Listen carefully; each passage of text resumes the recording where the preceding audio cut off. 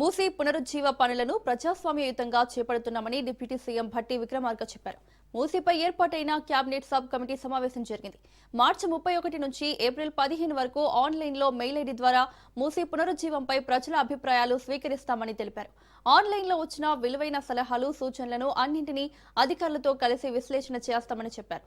అభిప్రాయాలు వెల్లడించిన వారితో నేరుగా దశల వారీగా సబ్ కమిటీ సభ్యులు సంప్రదింపులు చేస్తారని డిప్యూటీ సీఎం తెలిపారు.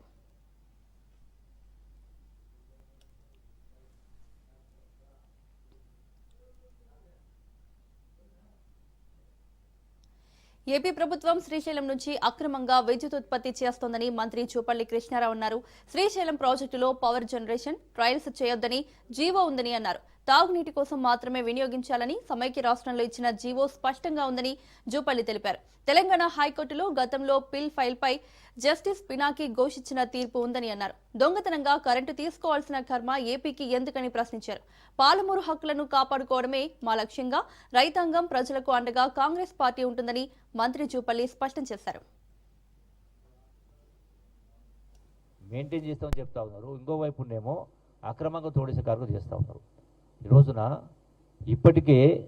ఇప్పటికే ఆంధ్రప్రదేశ్ ప్రభుత్వం ఏదైతే అలాట్మెంట్ కంటే కూడా అదనంగా వాటర్ వాడుకోవడం జరిగింది. ఇప్పుడు ఈ సిచ్యువేషన్లో తాగడానికి కూడా ఎంటైర్ మైమనర్ డిస్టిక్ కాదు, ఇంక్లూడ్ నల్గొండ డిస్టిక్ కూడా ఇక్కడి నుంచి డ్రింకింగ్ వాటర్. సో ఏదైతే ప్రధానంగా 854 ఫీట్ల కంటే 254 మీటర్స్, దానికంటే తక్కువ 834 ఫీట్, అంతకంటే తక్కువ ఉండకూడదు. కాబట్టి అంతకంటే తక్కువ ఉన్నప్పుడు వాళ్ళు వాటర్ డ్రా చేయకూడదు. కాబట్టి అక్రమంగా చేస్తూ ఉన్నప్పుడు ఇవన్నీ కోర్టు ఆర్డర్స్ ఉన్నాయి, గవర్నమెంట్ ఆర్డర్స్ ఉన్నాయి. సో ఎప్పుడైతే ధర్నా చేస్తాము అన్న తర్వాత నిన్న టీవీలో వచ్చిందో. సినిమా ఇండస్ట్రీపై జడ్చర్ల ఎమ్మెల్యే అనిరుద్ రెడ్డి కీలక వ్యాఖ్యలు చేశారు. డ్రగ్స్ టెస్ట్ తర్వాతే సినిమా విడుదల అనే షరతు పెట్టాలన్నారు. టెస్ట్ చేయించుకోకపోతే హీరోలు డ్రగ్స్ తీసుకున్నట్టేనన్నారు. సారా గురించి మాట్లాడితే ట్రోలింగ్ చేస్తారా అని విరుచుకుపడ్డారు. సినిమాలో తాగితే తప్పులేదు, కానీ రాజకీయాల్లో మాట్లాడితే తప్ప అని ప్రశ్నించారు. మళ్ళీ సినిమా యాక్టర్లు వాళ్ళు గ్లాసులు పట్టుకుంటే హీరోలు, ఒక రాజకీయ నాయకుడిగా గ్లాసులు పట్టుకుంటే మేము జీరోనా? మేము తాగమని చెప్తున్నామా? మీరే కదా సినిమాలలో డ్రింక్స్ పట్టుకొని ఒకడేమో బాటిల్ ఇట్లా తిప్పుతారు, ఒకడేమో ఇట్లా తాగుతాడు. ఖుషి మూవీ చూసినాం మొన్న, దాంట్లో పవన్ కళ్యాణ్ ఆలీ ఉంటాడు. ఆలీ ఇట్లా ఇంటికి ప్యాకెట్లు పెట్టుకొని, అది 2000 టైంలో అప్పుడు అరాక్ బ్యాండ్ మన తెలంగాణ ఏరియాలో ధూల్పేట నుంచి తెచ్చిందని చెప్పి మన ధూల్పేట వాళ్ళని చిన్న చూపుగా చూపించినారు. అంటే అక్కడ ప్యాకెట్లు దొరుకుతాయని చూపించినారు. పవన్ కళ్యాణ్ తాగకుండా తొక్కు నాకుతాడు. మళ్ళీ ఇదేం కల్చరు? నేనేం నెగిటివ్ చెప్తలేను పవన్ కళ్యాణ్ గురించి, అది మూవీలాగా చూడాలి. కానీ యూత్ ఏం చూస్తారు, అరే మా యాక్టర్ ఇంకో గుడంబా తాగుతాడు, అది ఎక్కడ దొరుకుతుంది అని పోయి ధూల్పేట పోతామంటారు. మీరు చూస్తే కూడా డ్రగ్స్ గురించి కూడా మీరు చూస్తే కూడా ఆయన 100% ఈగిల్ అనేది తీసుకొచ్చిండు. ఇప్పుడు పట్టుకుంటున్నారు. ముందేమో పట్టుకున్నా కానీ తప్పించుకునేది, ఫోన్లు చేయించుకునేది. ఎందుకంటే హయ్యెస్ట్ డ్రగ్ యాక్టివిటీ జరిగేది సినీ, నేను తప్పంటున్నాను కానీ సినీ ఫీల్డ్ అనేది జరుగుతుందని పబ్లిక్ మాట్లాడతారు, నేను కాదు, పబ్లిక్ అంటారు. రూమర్సా అని నిజమా తెలియదు. సో నేను ఏమన్నా ఆ రోజు చిట్చాట్లో కూడా ఎవ్రీ 90 డేస్కి హెయిర్ టెస్టింగ్ ఉండాలి. రేవంత్ సర్కార్పై మాజీ మంత్రి హరీష్ రావు విరుచుకుపడ్డారు. ప్రజా సమస్యల్ని అసెంబ్లీలో చర్చించలేదని మండిపడ్డారు. రేవంత్ ప్రభుత్వం చేసిందేమీ లేదు కనుక అసెంబ్లీలో చర్చ పెట్టలేదన్నారు. బిల్లులను పాస్ చేసుకోవడానికి సమావేశాలను తూతూ మంత్రంగా జరిపారని విమర్శించారు. సభా సాంప్రదాయాలను తుంగలో తొక్కారని ధ్వజమెత్తారు. రెడ్డి ఇదేదో కుస్తీల పోటీగా మార్చే ప్రయత్నం చేసిండు. కత్తుల కోలాటంతో తలలు తీసేస్తాం, సామాజిక బహిష్కరణ చేస్తాం అని కాంగ్రెస్ సభ్యులతోని ముఖ్యమంత్రి పిలిచి పక్కన కూర్చోబెట్టుకొని మాట్లాడించిండు. మనం చూడలేదా? ముఖ్యమంత్రి గారు పక్కన వచ్చి వాళ్ళు కూర్చోవడం, పోగానే వాళ్ళకి మైక్ వచ్చుడు, వాళ్ళు మాట్లాడుడిగా కత్తుల కోలాటంలో తలలు తీసేస్తామని ఒక శాసనసభ్యుడు అసెంబ్లీలో మాట్లాడితే అది శాసనసభన? దాన్ని ఎందుకో ఎథిక్స్ కమిటీకి రెఫర్ చేయవు? కత్తుల కోలాటంతో తలలు తీస్తా అన్న సభ్యుడిని ఎథిక్స్ కమిటీకి రెఫర్ చేయవా? సామాజిక బహిష్కరణ చేస్తామని మాట్లాడిన సభ్యుడిని ఎథిక్స్ కమిటీకి రెఫర్ చేయవా? రేవంత్ రెడ్డి ఈ 3 నెలల్లో సభలో మాట్లాడిన అనాగరిక భాషను ఎథిక్స్ కమిటీకి రెఫర్ చేయరా? ఏం మాట్లాడిండు రేవంత్ రెడ్డి? నేను నోట్తో మాట్లాడలేను, ఆ భాష మాట్లాడడానికి నాకు సిగ్గనిపిస్తుంది. శాసనసభలో ఆయన మాట్లాడినటువంటి భాషను ఇవాళ ఎథిక్స్ కమిటీకి పంపాలి కదా. అధికారం ఉందనో, మందబలం ఉందనో, నోరుంది కదా అని ఇష్టం వచ్చినట్టు మాట్లాడితే ఇది శాసనసభ, రాష్ట్ర ప్రజలు గమనిస్తున్నారు. ఈ ప్రభుత్వ తీరును, ఈ ముఖ్యమంత్రి భాషను రాష్ట్ర ప్రజలు గమనిస్తున్నారు. మా గొంతు మందబలం ఉందని నువ్వు అసెంబ్లీలో నొక్కుతావేమో, కానీ మేము యాజ్ పాసిబుల్ దొరికిన ప్రతి చిన్న అవకాశాన్ని ఉపయోగించుకొని ఒక్క సెకండ్ కూడా వృధా చేయకుండా ప్రజా సమస్యల ప్రస్తావనకు మేము ప్రాధాన్యత ఇచ్చాము. చిరు ఉద్యోగుల గురించి, రిటైర్డ్ ఉద్యోగుల గురించి, వివిధ ప్రజా సంఘాల గురించి, బీసీ కుల సంఘాల గురించి, బీసీ రిజర్వేషన్ గురించి, బీసీ సప్లాన్ గురించి, ఎస్సీ సప్లాన్ గురించి అన్ని వర్గాల సమస్యలను బీఆర్ఎస్ పార్టీ ప్రస్తావించే ప్రయత్నం చేసింది. కొన్ని మేము మాట్లాడగలిగాం. కొన్ని సందర్భాల్లో డైవర్షన్ పాలిటిక్స్ మమ్మల్ని సభ నుంచి సస్పెండ్ చేసో మా గొంతు నొక్కే ప్రయత్నం చేసినారు. కానీ మాకు శాసనసభ ఒకటే కాదు కదా, ప్రజాక్షేత్రం కూడా ఉంది. అనేక వేదికలు మాకున్నాయి. తప్పకుండా అన్ని వేదికల్లో పై ఈ ప్రభుత్వ తప్పిదాలపై నిలదీస్తూనే ఉంటాం. బీఆర్ఎస్ పార్టీ పోరాడుతూనే ఉంటుంది. ఈ ప్రభుత్వ ప్రజా వ్యతిరేక నిర్ణయాలపై మా పోరాటం కొనసాగుతూనే ఉంటుంది. సిఆర్ పాటిల్ గారి వ్యాఖ్యలు ఎట్లా ఉన్నాయంటే, రేవంత్ రెడ్డి వ్యాఖ్యలు, సిఆర్ పాటిల్ వ్యాఖ్యలు మధ్య తేడా లేదు. బీఆర్ఎస్ మీద బురద జల్లడంలో కాంగ్రెస్, బీజేపీల ఫెవికాల్ బంధం బయటపడ్డది. కాళేశ్వరం మీద పెట్టిన ఖర్చే 90,000 కోట్లు, 1,00,000 కోట్లు కొట్టుకుపోయినాయి అని ఎట్లా మాట్లాడతాడు? అది రేవంత్ రెడ్డి భాష. అదే భాష ఆయన మాట్లాడండి. అసలు ఈ కాళేశ్వరం ప్రాజెక్టుకు కేంద్ర ప్రభుత్వమే అన్ని రకాల అనుమతులు ఇచ్చింది. కేంద్ర ప్రభుత్వమే కాళేశ్వరం ప్రాజెక్టు దేశానికి ఆదర్శమని కేంద్ర ప్రభుత్వ సంస్థలు, కేంద్ర మంత్రులు, సర్వోన్నత న్యాయస్థానం కూడా చాలా స్పష్టంగా చెప్పింది. కేంద్ర ప్రభుత్వం ఇదే పార్లమెంట్ సమావేశాల్లో పార్లమెంట్ లో టేబుల్ చేసిన ఎకనామిక్ సర్వే రిపోర్ట్ ఇది. గడ్కరీ గారు చెప్పింది నిజమా? ఢిల్లీలో పార్లమెంట్ లో ఎకనామిక్ సర్వే రిపోర్ట్ లో చెప్పింది నిజమా? లేదు నిన్న రాజ్యసభలో నీళ్ల మంత్రి చెప్పింది నిజమా? ఎవరి మాట నిజం? మీరే కదా. అద్భుతం, కాళేశ్వరం వల్ల తెలంగాణలో సాగునీటి వసతి రెట్టింపైంది, తెలంగాణలో పంటల ఉత్పత్తి రెట్టింపైందని మీరే కదా చెప్పింది. ఉత్తమ్ కుమార్ రెడ్డి 2026-27 బడ్జెట్ బుక్ లో నిన్న అసెంబ్లీలో పెట్టిన పుస్తకం. ఆయన గారు ఏం చెప్తారంటే, నిన్నేమంటాడు రేవంత్ రెడ్డి గాని సిఆర్ పాటిల్ 1,00,000 కోట్లు కొట్టుకపోయింది. ఖర్చు పెట్టింది 90,000 కోట్లు అయితే 1,00,000 కోట్లు కొట్టుకపోయింది అంటారు. మరి 1,00,000 కోట్లు కొట్టుకపోతే ఉత్తమ్ కుమార్ రెడ్డి గారు ఏమంటారు? ఇంట్లో 2024-25లో కాళేశ్వరం ప్రాజెక్ట్ లో ఇప్పుడు బారుతున్న లక్షల ఎకరాలకు అదనంగా 24-25లో 3,000 ఎకరాలు కొత్తగా పారకం పెరిగింది. 25-26లో 5,000 ఎకరాలు కొత్త ఆయకట్టు సాగులోకి తెచ్చాము అని నీళ్ల మంత్రి ఉత్తమ్ కుమార్ రెడ్డి సభలో పెట్టిన నివేదిక. మరి 1,00,000 కోట్లు కొట్టుకపోతే ఈ కొత్త పార్కం ఎడికెళ్ళి వస్తుంది? ప్రాజెక్టే కొట్టుకపోయి మరి కొత్త పార్కం ఎడికెళ్ళి వచ్చింది? అంటే ఇదంతా కూడా బీఆర్ఎస్ మీద బురద రాజకీయం. కృష్ణా బేసిన్ లో ఉండే పాలమూరు, రంగారెడ్డి, నల్గొండ జిల్లాలకు అన్యాయం జరిగిందని మాజీ మంత్రి నిరంజన్ రెడ్డి అన్నారు. 50 ఏళ్ల కాంగ్రెస్ పాలనలో ఈ 3 జిల్లాలను ఏపీ ప్రభుత్వం బుల్డోజ్ చేసి వాడుకుంటుందని ఆరోపించారు. కృష్ణా జిల్లాలను ఏపీ ప్రభుత్వం వాడుకోవాల్సిన దానికంటే ఎక్కువగా వాడుకుందని నిరంజన్ రెడ్డి అన్నారు. ప్రధానంగా పాలమూరు, ఆ తర్వాత నల్లగొండ, రంగారెడ్డి, కృష్ణా బేసిన్లో ఉండేటువంటి జిల్లాలు, ఇక్కడి ప్రజల జీవనాధారమే కృష్ణానది. గత 50-55 సంవత్సరాల వాళ్ళ పరిపాలన కాలంలో, సమైక్య ఆంధ్రప్రదేశ్ పేరిట సాగినటువంటి పరిపాలనా కాలంలో ఈ జిల్లాలకు తీరనటువంటి ఘోరమైనటువంటి అన్యాయం, సాగునీటి రంగంలో చేసినటువంటి పాపం, అందులో సింహభాగం కాంగ్రెస్దే. ఇది ప్రజలకు తెలుసు. కేసీఆర్ నాయకత్వాన్ని వచ్చినటువంటి తెలంగాణ ఉద్యమం అత్యంత బలోపేతమై సాగునీళ్ల చుట్టే తిరిగి అంతిమంగా స్వరాష్ట్ర సాకారం అయ్యేదాకా ఉద్యమం కొనసాగిన విషయం అందరికీ తెలిసిందే. కృష్ణా జలాలను కానీ, ఇక్కడ ఉండేటువంటి రైతాంగ అవసరాలను కానీ ఆంధ్రాకు పణంగా పెట్టి గురుదక్షిణ చెల్లించుకునేటువంటి రీతిలో రేవంత్ రెడ్డి సర్కార్ సాగుతూ ఉన్నది. నీళ్లు 2 ప్రాంతాల మధ్యలో సమవిభజన జరిగేదాకా, అర్హతను బట్టి విభజన జరిగేదాకా న్యాయబద్ధంగానే సూచించినట్లే వాడుకుంటున్నారంటే అది. Welcome back. తెలంగాణ సిఐడి నుంచి ఎమ్మెల్యే కౌశిక్ రెడ్డికి నోటీసులు జారీ చేశారు. బీఎన్ఎస్ఎస్ సెక్షన్ 35(3) కింద విచారణకు ఏప్రిల్ 4న హాజరు కావాలని సిఐడి ఆదేశించింది. సాక్ష్యాలను చెరగొట్టవద్దని, గుర్తింపు పత్రాలు, సంబంధిత డాక్యుమెంట్లతో పాటు విచారణకు సహకరించాల్సిందిగా కోరింది. నోటీసును పట్టించుకోకపోతే చట్టపరమైన చర్యలు తీసుకుంటామని సిఐడి హెచ్చరించింది. మరోవైపు సమ్మక్క సారలమ్మ జాతర సమయంలో రోడ్డుపై కూర్చుని ట్రాఫిక్ ఆటంకం కలిగించడంతో పాటు పోలీస్ అధికారులపై అవమానకర వ్యాఖ్యలు చేశారనే ఆరోపణలపై హుజూరాబాద్ పోలీస్ స్టేషన్లో కేసు నమోదైంది.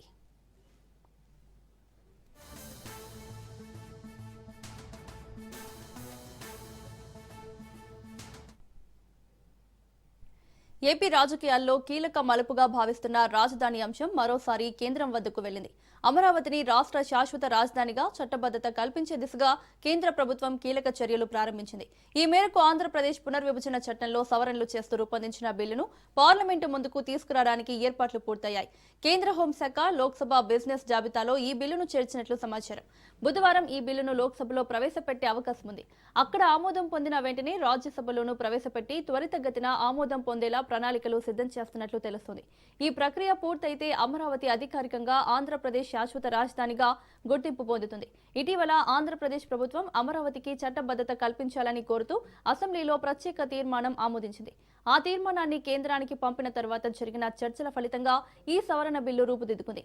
కేంద్ర కేబినెట్ సమావేశంలో దీనిపై చర్చించి ఆమోదం తెలిపిన వెంటనే పార్లమెంట్లో ప్రవేశపెట్టేలా కార్యాచరణ రూపొందించారు.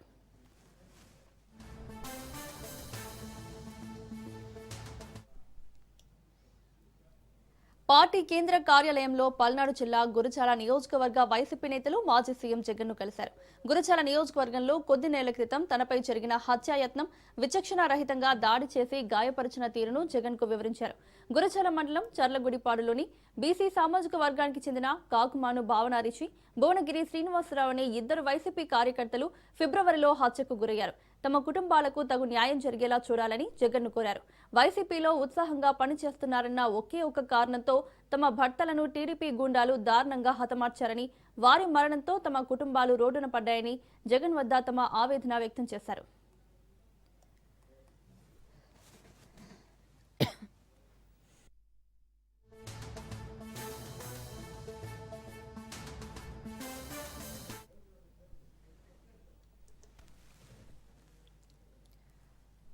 పల్నాడు జిల్లా మాచర్లలో పిన్నెల్లి రామకృష్ణారెడ్డిని వైసీపీ శ్రేణులు పరామర్శించారు.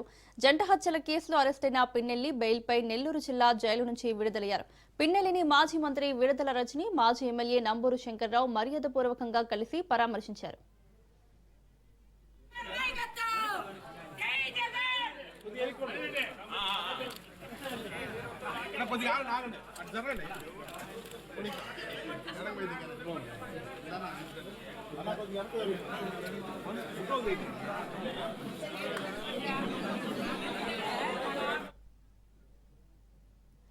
ఏపీలో ఏప్రిల్ 1 నుంచి ఎన్టీఆర్ వైద్య సేవ కింద ఉచిత వైద్య సేవలు నిలిచిపోనున్నాయి. నెట్వర్క్ ఆసుపత్రులకు ప్రభుత్వం చెల్లించాల్సిన 3,000 కోట్ల బకాయిలు పెండింగ్ లో ఉండడంతో ప్రైవేట్ ఆసుపత్రుల అసోసియేషన్ ఈ నిర్ణయం తీసుకుంది.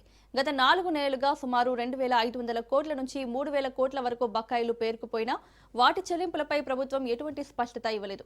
పాత బకాయిల సంగతి తేల్చకుండా ఏప్రిల్ 1 నుంచి కొత్తగా ఇన్సూరెన్స్ మోడల్ అమలు చేయాలన్న ప్రభుత్వ నిర్ణయాన్ని ఆసుపత్రులు వ్యతిరేకిస్తున్నాయి.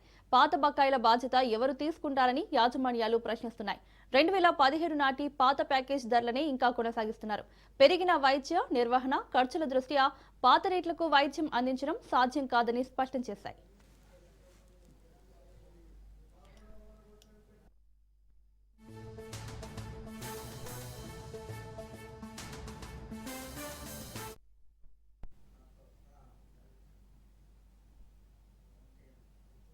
మొయినాబాద్ డ్రగ్స్ కేసులో నిందితులకు మరోసారి కస్టడీ పొడిగించారు. నిందితులను 3 రోజులు కస్టడీకి అనుమతిస్తూ కోర్టు ఆదేశాలు జారీ చేసింది. నిందితులు పైలట్ రోహిత్ రెడ్డి, రితేష్ రెడ్డి, నమిత్ శర్మలను పోలీసులు కస్టడీలోకి తీసుకోనున్నారు. ఇప్పటికే నిందితులను 3 రోజుల పాటు పోలీసులు విచారించారు.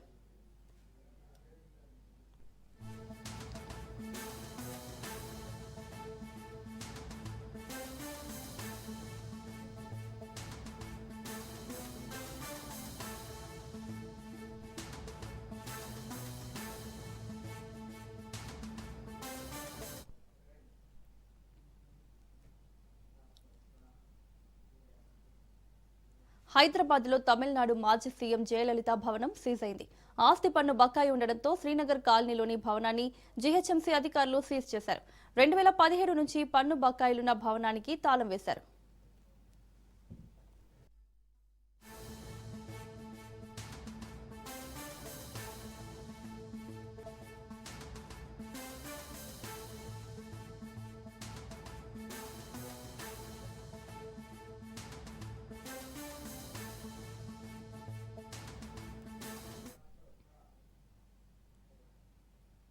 హైదరాబాద్ కూకట్పల్లి పోలీస్ స్టేషన్ పరిధిలో దారుణం చోటు చేసుకుంది. కూకట్పల్లి పరిధిలోని కైతలాపూర్ రాఘవేంద్ర కాలనీలో 2 పిల్లలను చంపేసిన తల్లి ఆపై తాను ఆత్మహత్య చేసుకుంది. సమాచారం అందుకున్న పోలీసులు ఘటనా స్థలానికి చేరుకున్నారు. క్లూస్ టీం సాయంతో ఆధారాలు సేకరించారు.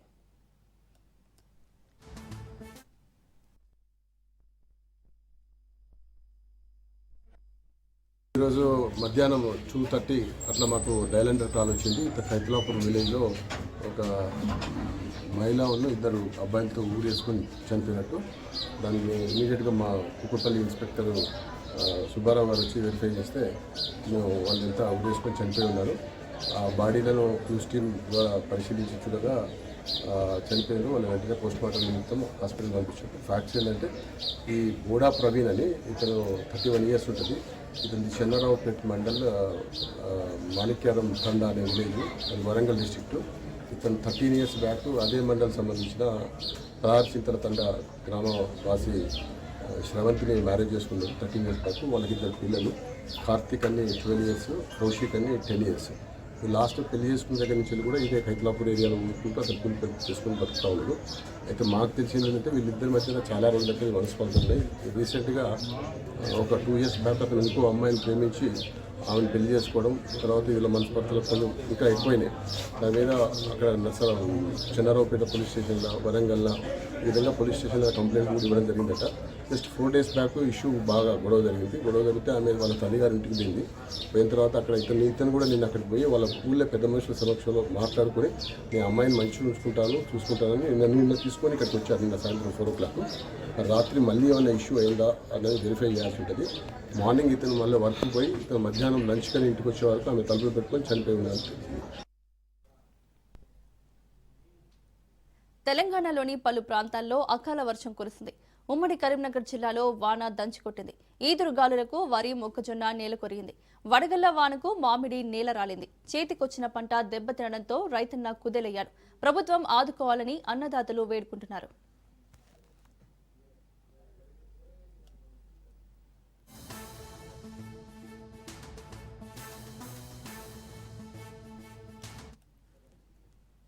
పశ్చిమాసియాలో ఉద్రిక్తతల ప్రభావంతో ప్రపంచవ్యాప్తంగా ఇంధన సంక్షోభం తలెత్తిందని ప్రధాని మోదీ అన్నారు. ఇంత సంక్షోభంలోనూ ఇండియాలో పరిస్థితి అదుపులో ఉందని చెప్పారు. భారత్ సమర్థవంతంగా అమలు చేస్తున్న విదేశాంగ విధానం, ప్రజల ఐక్యతే ఇందుకు కారణమని అన్నారు. ప్రధాని గుజరాత్ పర్యటనలో భాగంగా అసర్వా ఖేద్ బ్రహ్మ రైలు సర్వీస్ ను జెండా ఊపి ప్రారంభించారు. పలు రైల్వే ప్రాజెక్టులను కూడా ఈ సందర్భంగా ప్రారంభించారు.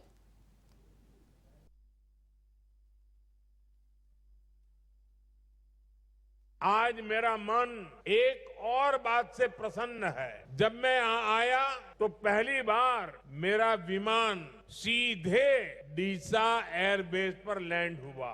डीसा का यह एयरबेस अंतर्राष्ट्रीय सीमा से केवल 130 किलोमीटर की दूरी पर है। आप समझ सकते हैं कि ये देश की सुरक्षा के लिए भी कितना अहम है।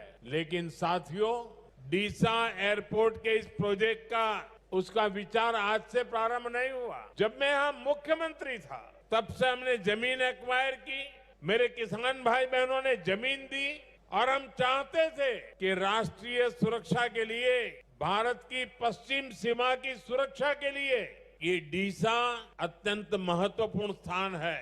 यहाँ एयरबेस होना बहुत जरूरी है। लेकिन पता नहीं उस समय दिल्ली में जो लोग राज करते थे उनको गुजरात के प्रति पता नहीं क्या नफरत थी। राष्ट्र की सुरक्षा का ये प्रोजेक्ट भी सालों तक फाइलों में दबा रहा। आपने जब मुझे दिल्ली भेजा तो मैंने उन फाइलों కేరళ అసెంబ్లీ ఎన్నికల్లో అధికార లెఫ్ట్ డెమోక్రటిక్ ఫ్రంట్ బీజేపీపై కాంగ్రెస్ అగ్రనేత రాహుల్ గాంధీ విమర్శలు గుప్పించారు. సిద్ధాంతాలకు వ్యతిరేకంగా బీజేపీతో ఎల్డీఎఫ్ జతకట్టిందని ఆరోపించారు. అందువల్లే ఈ ఎన్నికల్లో ఎల్డీఎఫ్ గెలవాలని మోదీ కోరుకుంటున్నారని అన్నారు. బీజేపీతో కూడిన ఎల్డీఎఫ్ కు కాంగ్రెస్ సారథ్యంలోని యూడీఎఫ్ కు మధ్య ఎన్నికల పోరాటం జరుగుతోందన్నారు. కన్నూరులో జరిగిన ఎన్నికల ప్రచార సభలో రాహుల్ పాల్గొన్నారు. In every speech, Narendra Modi talks about God, talks about religion, talks about temples. എല്ലാ പ്രസംഗങ്ങളിലും നരേന്ദ്രമോദി ദൈവത്തെക്കുറിച്ച് സംസാരിക്കും, ക്ഷേത്രങ്ങളെക്കുറിച്ച് സംസാരിക്കും, മതത്തെക്കുറിച്ച് സംസാരിക്കും. He's built his whole career on talking about temples. ജീവിതകാല രാഷ്ട്രീയ പ്രവർത്തന കാലം മുഴുവൻ അദ്ദേഹം ക്ഷേത്രങ്ങളെ കുറിച്ച് സംസാരിക്കുകയാണ് ചെയ്തിട്ടുള്ളത്. Every speech he has something to say about some temple. ഓരോ പ്രസംഗത്തിലും അദ്ദേഹത്തിന് ഏതെങ്കിലും ഒരു ക്ഷേത്രത്തെ കുറിച്ച് എന്തെങ്കിലും പറയാനുണ്ടാവും. Sabarimala is the most famous temple in Kerala. കേരളത്തിലെ ഏറ്റവും പ്രസിദ്ധമായ ക്ഷേത്രമാണ് Sabarimala. And from the most famous temple in Kerala, the left front leadership has stolen gold. കേരളത്തിലെ ഏറ്റവും പ്രസിദ്ധമായ ഈ ശബരിമല ക്ഷേത്രത്തിൽ നിന്നാണ് ഇടതുപക്ഷ ജനാധിപത്യ മുന്നണിയുടെ നേതാക്കന്മാർ സ്വർണം കൊള്ളയടിച്ചത്. Imagine they've taken the gold and replaced it with brass.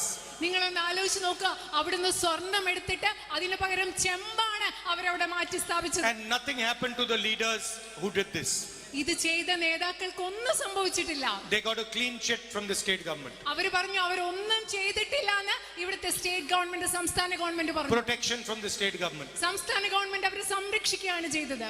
And Narendra Modi has come to Kerala and he has not mentioned Sabarimala though. He has not mentioned the word Sabarimala. അതുപോലെ നരേന്ദ്രമോദി കേരളത്തിൽ വന്നിട്ടുണ്ട്, അദ്ദേഹം ശബരിമല എന്നൊരു വാക്ക് കേരളത്തിൽ വന്നിട്ട് മിണ്ടിയിട്ടില്ല. It's not, the word has not even come out of his mouth. അദ്ദേഹത്തിന്റെ വായിൽ നിന്ന് അങ്ങനെ ഒരു വാക്കേ വന്നിട്ടില്ല. Because he wants to support your chief minister. In every speech, Narendra Modi talks about God, talks about religion, talks about temples. എല്ലാ പ്രസംഗങ്ങളിലും നരേന്ദ്രമോദി ദൈവത്തെക്കുറിച്ച് സംസാരിക്കും, ക്ഷേത്രങ്ങളെ കുറിച്ച് സംസാരിക്കും.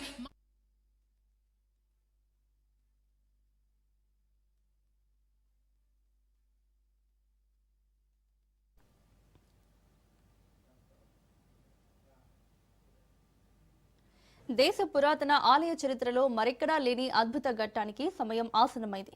వెన్నెల రాత్రిలో జరిగే కోదండ రాముడి కళ్యాణానికి టీటీడీ అన్ని రకాల ఏర్పాట్లు పూర్తి చేసింది. ఏకశిలపై కొలువైన సీతారామ లక్ష్మణుల విగ్రహ మూర్తుల కోవెలగానే కాకుండా హనుమంతుడు లేని ఆలయంగా కూడా ఈ స్థలానికి ఓ ప్రత్యేకత ఉంది. అందుకే రాష్ట్ర విభజనలో ఈ ఆలయం ఆంధ్ర భద్రాద్రిగా పేరుగాంచింది. ప్రభుత్వం తరపున శ్రీరామనవమి ఉత్సవాలను ఏటా ఘనంగా నిర్వహించుకుంటోంది. పౌర్ణమికి ఒకరోజు ముందు జరిగే ఈ ఉత్సవాలు రాష్ట్ర ముఖ్యమంత్రి చంద్రబాబు దంపతులు స్వామివారికి ముత్యాల తలంబ్రాలతో పాటు పట్టు వస్త్రాలు సమర్పించనున్నారు.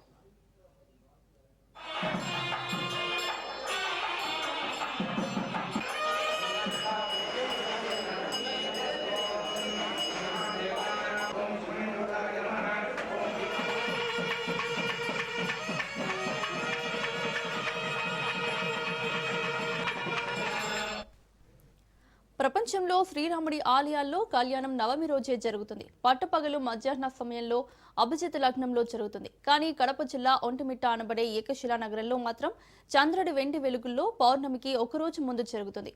అది ఆంధ్ర భద్రాద్రిలో జరిగే కోదండరాముల కళ్యాణ మహోత్సవ ప్రత్యేకత. అంతేకాదు ఈ ఆలయానికి ఎన్నో ప్రత్యేకతలున్నాయి. కడప తిరుపతి మార్గ మధ్యంలో ఉంటున్న ఈ రామాలయంలో కోదండరాముడు, సీతాదేవి, లక్ష్మణస్వామి ఒకే శిలపై చెక్కబడి ఆసీనులు కావడం విశేషం. ఫలితంగానే ఈ ఆలయానికి ఏకశిలా నగరం అనే పేరొచ్చిందని పురాణం చెబుతోంది. టీటీడీ నేతృత్వంలో రాష్ట్ర ప్రభుత్వం ఏటా మాదిరే ఈసారి కూడా కళ్యాణం ఏర్పాట్లను ఘనంగా పూర్తి చేసింది.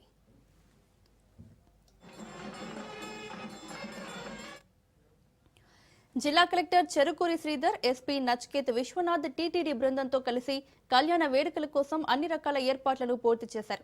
ఇప్పటికే రాష్ట్ర ముఖ్యమంత్రి చంద్రబాబు రాక కోసం సకలం సిద్ధం చేశారు.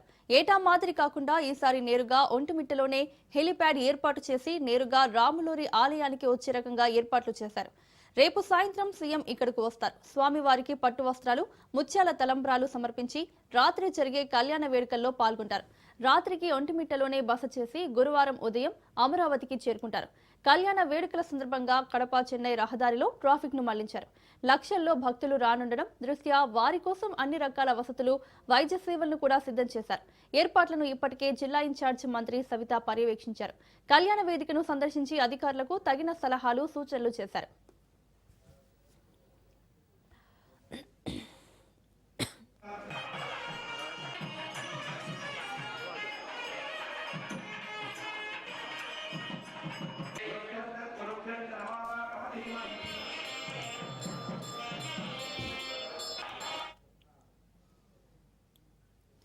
బీహార్లో విషాదం చోటు చేసుకుంది. నలందలోని శీతలాదేవి ఆలయంలో తొక్కిసలాట జరిగింది.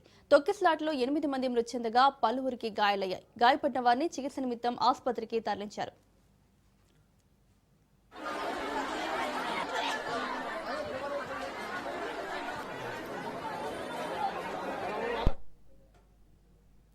ఇరాన్పై అమెరికా భీకర దాడులు చేస్తోంది. ఇరాన్లోని అణు కేంద్రాలే లక్ష్యంగా దాడులకు పాల్పడుతోంది. ఇస్ఫహాన్ నగరంపై అమెరికా విరుచుకుపడింది. ఆయుధ నిల్వలున్న డిపోపై బంకర్ బస్టర్లతో దాడి చేసింది. దాడి వీడియోను అమెరికా అధ్యక్షుడు ట్రంప్ సోషల్ మీడియాలో పోస్ట్ చేశారు.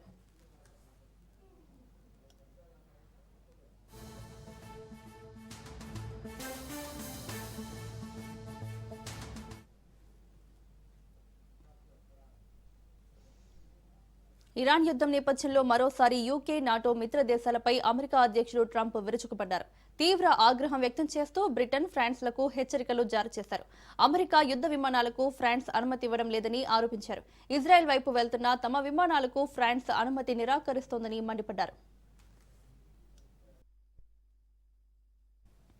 ఇరాన్ దాడుల్లో అమెరికాకు సాయం చేయని దేశాలను ఉద్దేశిస్తూ వెళ్లి మీరు చమురు తెచ్చుకోండి అంటూ హెచ్చరించారు. ఇరాన్ అగ్ర నాయకత్వాన్ని నిర్మూలించే చర్యలో పాల్గొనడానికి నిరాకరించిన దేశాలు తమకు కావలసిన చమురును అమెరికా నుంచి కొనుగోలు చేయాలని లేదా హార్ముజ్ జలసంధి గుండా వెళ్లి చమురు తెచ్చుకోవాలని 2 ఆప్షన్లు ఇచ్చారు. మిత్ర దేశాలపై ట్రంప్ తన అసహనాన్ని వ్యక్తం చేస్తూ ఇకపై ఆ దేశాలు తమ కోసం తాము ఎలా పోరాడాలో నేర్చుకోవాలని, మిత్ర దేశాలకు అమెరికాకు అండగా నిలవట్లేదని, అమెరికా కూడా ఇకపై వారికి సహాయం చేయడానికి అందుబాటులో ఉండదని స్పష్టం చేశారు.